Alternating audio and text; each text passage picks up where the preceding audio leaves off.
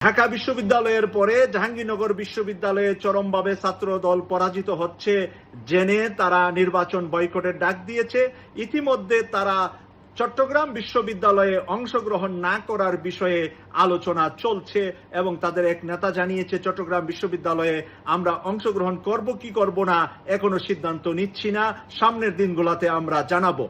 আমি আপনাদের কাছে জানতে চাই যে এই মুহূর্তে যেই খরা দেখা যাচ্ছে বিএনপির ভিতরে, এখন কি জাতীয় সংসদ নির্বাচন পিছানোর জন্য বিএনপি কোনো পথ খুঁজবে কিনা?